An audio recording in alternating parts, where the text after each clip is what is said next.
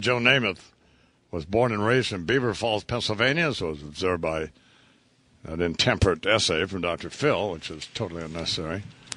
Joe led the Beaver Falls Tigers to an undefeated season in the WPIAL championship during his senior year in high school. Wow. Played at the University of Alabama under the great Paul Bear Bryant. Led that team to a 29-4 record in 3 seasons in the NCAA National Championship in his senior year there.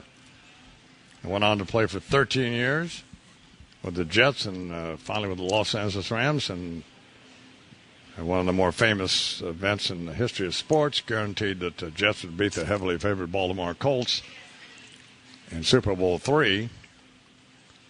And lo and behold, they did. He's got a new book out called Namath that has a DVD in it, Charles. Yeah. From, I don't know, to publishers. Don't worry about it. I noticed it's already on the bestseller list on Amazon. Please welcome to the Iverson Wayne program, the great Joe Namath. Good morning, Mr. Namath. Thank you, Don. Good to be here, bud. Do you want to be here? Yes. You don't want to be here, man. I do. Wouldn't be here otherwise. So I saw you on 60 Minutes. That was a good segment.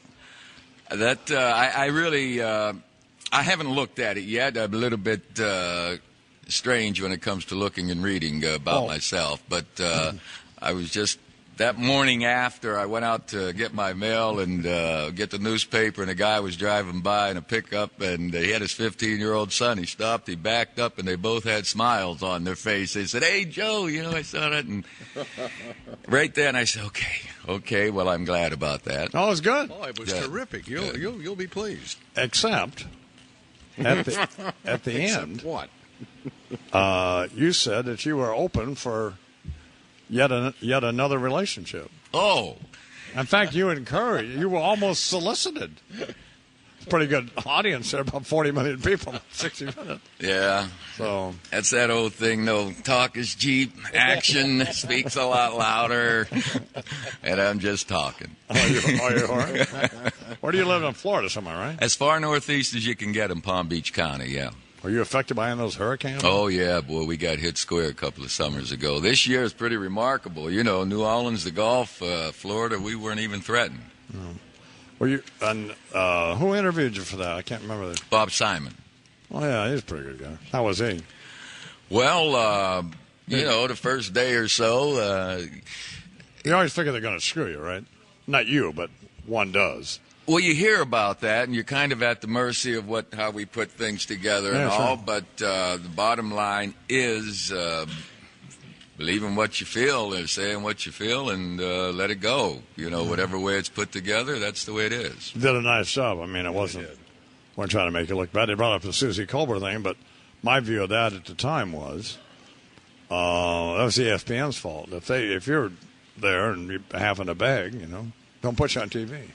Man, that's stupid. I had some teammates there at the time that tried to speak to him before that. Yeah. Before that. But, that was me. That was my bad, period. It's just no way I should have been that.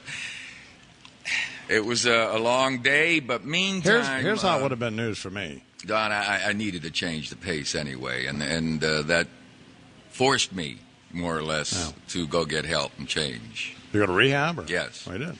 Yeah, I went to rehab and got a good education and got a lot of help, support. I liked rehab. Did you like it or no?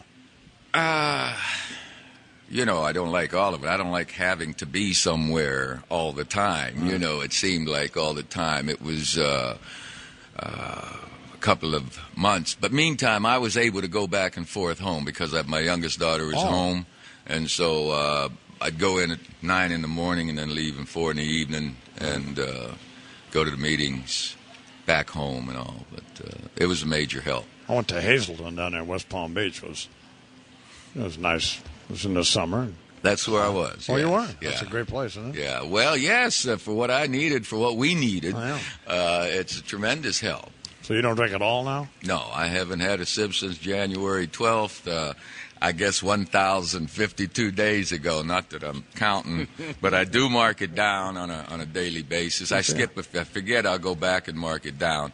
But it's still, you got to understand, day to day, and even though I don't have the urge at this stage, when I think back of what it was like on my mind, constantly wondering if there's a problem and denying that kind of, it's a different game. I just know I can't drink. I had enough, and if it comes back someday down the road, which I know it can, because the guys that I've worked with over these last few years, my sponsor, for example, went 17 years without touching a drop, was driving home from work one evening, stopped in the market and took a pint out with him after 17 years. You know, it's a day-to-day deal, and you got to remind yourself of that.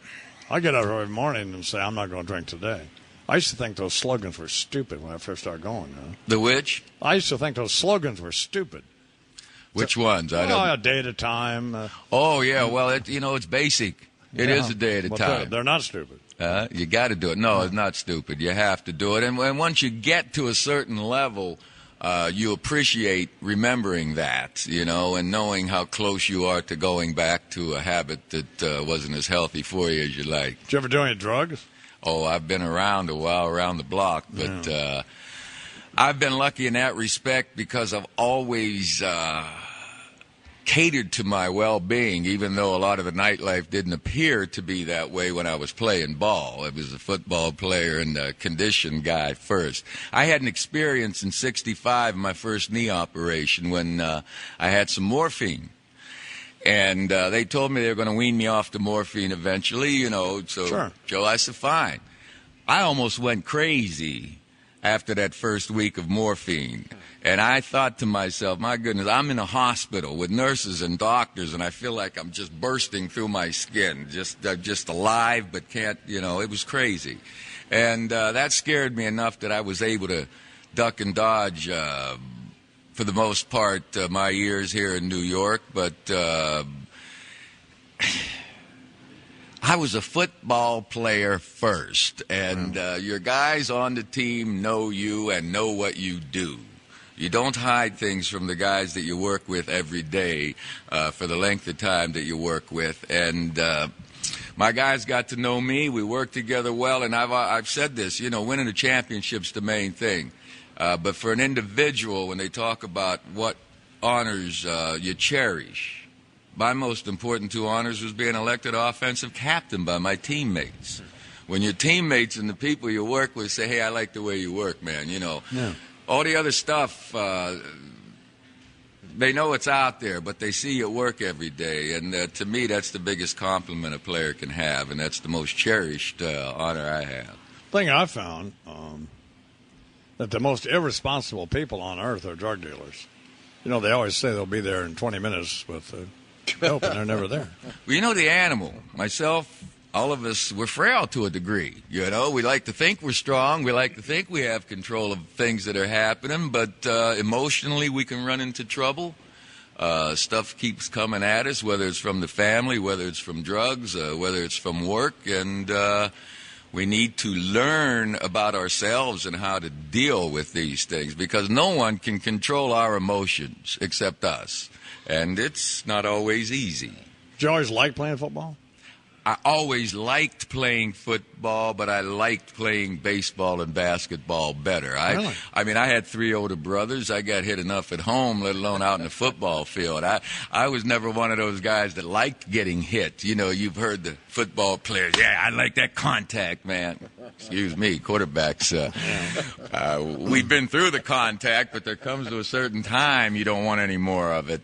But baseball I really liked. Roberto Clemente was my hero. I grew up outside of Pittsburgh. Sure. And football, of course, Johnny Unitas being a Western Pennsylvania guy. But that's all we did back home. You go to school and then play baseball, basketball, and football, and the odd jobs. You try and find a job to make a little cash. Talking with Joe Namath on the Imus program, I went over and got his autograph on the cover of that Life magazine. That we were in. Yeah.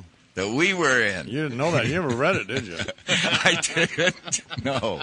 I didn't read your story either. I just read mine. Read mine. Well. And Joe's got this new book out called Namath. What's this? What's this? I haven't read it yet. Well, Rugged Land, the publisher.